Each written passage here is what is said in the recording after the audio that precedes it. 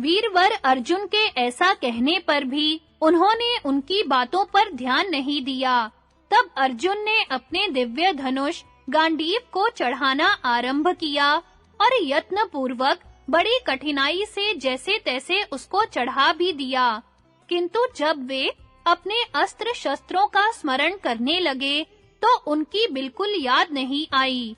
यह देखकर वे बड़े लज्जित हुए। हाथी सवार और रथी योद्धा भी उन डाकुओं के हाथ में पड़े हुए अपने मनुष्यों को लौटा न सके। उस समुदाय में स्त्रियों की संख्या बहुत थी, इसलिए डाकू कई ओर से उन पर धावा करने लगे। सब योद्धाओं के देखते-देखते वे लुटेरे कितनी ही स्त्रियों को घसीट-घसीट कर चारों ओर ले जाने लगे। उनकी यह दुर्दशा देख बहुतेरी स्त्रियां डाकुओं की इच्छा के अनुसार चुपचाप उनके साथ चली गईं। तब अर्जुन अत्यंत उद्विग्न हो उठे और गांडीव धनुष से छोड़े हुए बाणों द्वारा उन डाकुओं के प्राण लेने लगे, परंतु एक ही क्षण में उनके सारे बाण समाप्त हो गए। बाणों की कमी से अर्जुन को बड़ा दुख हुआ और वे शोक संतप्त होकर धनुष की नोक से ही लुटेरों का वध करने लगे। जन्मेजय उस समय पार्थ के देखते-देखते ही वे मलेच्छ डाकू वृष्णि और अंधक वंश की सुंदरी स्त्रियों को लूटकर चारों ओर भाग गए। अर्जुन ने इसे देव का विधान समझा और दुख शोक में डूबकर वे लंबी-लंबी सांस लेने लगे। अस्त्रों का ज्ञान लुप्त हो गया। भुजाओं में अब पहले जैसी शक्ति नहीं रही। धनुष पर काबू नहीं चलता था और अक्षय बाणों का भी क्षय हो गया। इन सब बातों को देव की लीला समझकर वे बहुत उदास हो गए और डाकुओं का पीछा न करके लौट आए। फिर अपहरण से बची हुई स्त्रियों और लूट खसोट से बचे हुए रत्नों को साथ लेकर कुरुक्षेत्र में पहुंचे। इस प्रकार वृष्णि वंशियों के शेष परिवार को लेकर अर्जुन ने उसको जहां-तहां बसा दिया। उन्होंने कृतवर्मा के पुत्र को मार्तिकावत नगर का राज्य दे दिया और भोजराज के परिवार की बची हुई स्त्रियों को उसके साथ छोड़ दिया। तत्पश्चात बूढ़ों, बालकों तथा अन्य स्त्रियों को साथ लेकर वे इंद्रप्रस्थ आए और उन सबको वहां का निवासी बना दिया। उन्होंने सात्यकी के प्रिय पुत्र को सरस्वती के तटवर्ती देश का अधिकारी बनाया और वज्र को इंद्रप्रस्थ का राज्य दे दिया। वज्र के बहुत रोकने पर भी अक्रूर जी की स्त्रियां वन में तपस्या करने के लिए चली गईं। रुक्मणी, गांधारी, शैब्या, हेमवती तथा जाम्बवती देवी ये अग्नि में प्रवेश कर गईं। श्री कृष्ण की प्रिया सत्यभामा तथा अन्य देवियां तपस्या का निश्चय करके वन में चली गईं। जो मनुष्य पार्थ के साथ आए थे उन सबका यथा योग्य विभाग करके अर्जुन ने उन्हें वज्र को सौंप दिया।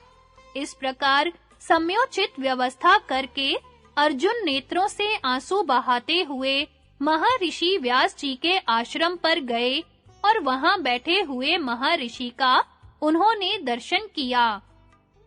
अर्जुन और व्यास जी की बातचीत। वैशंपायन जी कहते हैं, राजन, महान व्रतधारी तथा धर्म के ज्ञाता व्यास जी के पास जाकर मैं अर्जुन हूँ, ऐसा कहते हुए धनंजय ने उनके चरणों में प्रणाम किया। उन्हें आया देख व्यास जी प्रसन्न होकर बोले, बेटा तुम्हारा स्वागत है, आओ बैठो। अर्जुन का चित्त अशांत था। वे बारंबार लंबी सांस लेते हुए अत्यंत खिन्न हो रहे थे।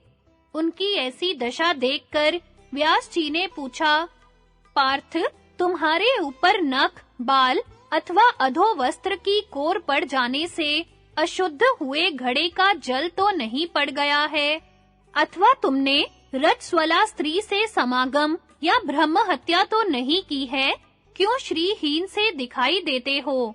यदि तुम्हारा वृत्तांत मेरे सुनने योग्य हो तो शीघ्र बताओ। अर्जुन ने कहा, भगवन, जिनका सुंदर विग्रह मेघ के समान श्याम और नेत्र कमल दल के समान विशाल थे, वे भगवान श्री कृष्ण बलराम जी के साथ परम धाम को चले गए। ब्राह्मणों के शाप से मूसल युद्ध में वृष्णि वीरों का विनाश हो गया। महाबली भोज, वृष्णि और अंधक वंशी वीर आपस में ही लड़कर मर मिटे हैं। समय का उलटफेर तो देखिए, जिनकी भुजाएं परिघ के समान थी तथा जो गदा, परिघ और शक्तियों की चोट को सह लेने वाले थे, वे ही एरका नामक घात से मारे गए। उन अनंत तेजस्वी वीरों के विनाश का दुख मुझसे किसी तरह सहा नहीं जाता। यदुवंशियों के संहार की बात सोचकर मुझे ऐसा जान पड़ता है मानो समुद्र सूख गया, पर्वत हिलने लगे, आकाश टूट पड़ा और अग्नि में शीतलता आ गई। यह घटना विश्वास के योग्य नहीं है, फिर भी सत्य है। इसके सिवा जो दूसरी घटना घटित हुई है, वह इससे भी अधिक कष्टदायक है। पंचनद देश के निवासी आभीरों ने मुझसे युद्ध ठानकर मेरे देखते-देखते हजारों स्त्रियों का अपहरण कर लिया। वहां मेरे पास धनुष था, तो भी मैं उसका संधान न कर सका। मेरी भुजाओं में पहले जो बल था, वह अब नहीं रहा। मेरा नाना प्रकार के अस्त्रों का ज्ञान विलुप्त हो गया। मेरे सभी बाण क्षण भर में नष्ट हो गए। जिनका स्वरूप अप्रमेय है, जो शंख, चक्र और गदा धारण करने वाले, चतुर्भुज, पीतांबरधारी, श्याम सुंदर तथा कमल दल के समान विशाल नेत्रों वाले हैं, जो परम पुरुष गोविंद अपनी अनंत प्रभा का प्रसार करते हुए मेरे रथ के आगे-आगे चलते और शत्रु सेना को भस्म किए डालते थे, वे अब मुझे नहीं दिखाई देते। उनका दर्शन न मिलने से मुझे बड़ा दुख हो रहा है। वीरवर जनार्दन के बिना अब मैं जीवित नहीं रह सकता। उनका अंतर्धान सुनकर मुझे दिग्भ्रम हो गया है। मेरे भी कुटुंब का नाश तो हो ही चुका था, मेरा पराक्रम भी नष्ट हो गया। अब शून्य हृदय होकर इधर-उधर भटक रहा हूँ। मेरा कल्याण कैसे होगा? व्यास जी ने कहा, कुरुश्रेष्ठ, वृष्णि और अंधक वंश के महारथी ब्राह्मणों के शाप से दग्ध होकर नष्ट हो गए हैं।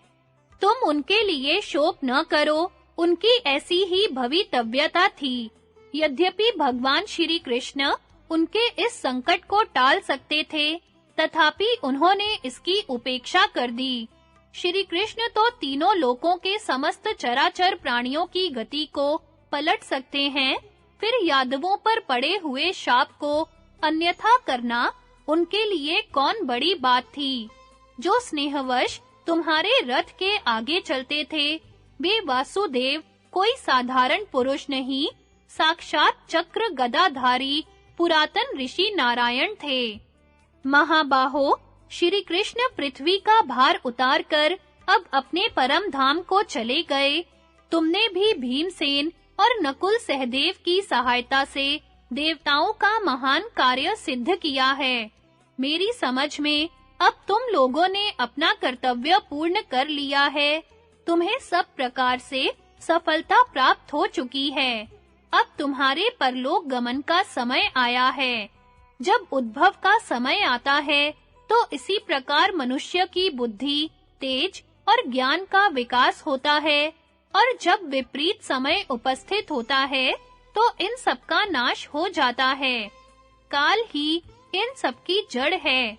संसार की उत्पत्ति का बीज भी काल ही है। तुम्हारे अस्त्र शस्त्रों का प्रयोजन भी पूरा हो चुका है, इसलिए वे जैसे मिले थे वैसे ही चले गए। वैशंपायन जी कहते हैं, जन्मेजय, अमित तेजस्वी व्यास जी के इस वचन का तत्व समझकर अर्जुन उनकी आज्ञा से हस्तिनापुर को चले गए और वहां युधिष्ठिर से मिलकर उन्होंने वृष्णि और अंधक वंश का सारा समाचार कह सुनाया।